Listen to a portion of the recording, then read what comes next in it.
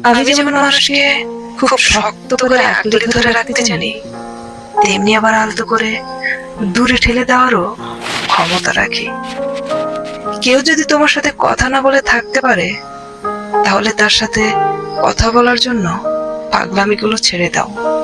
কারণ জোর করে কখনো কারোর সাথে সম্পর্ক করা যায় না।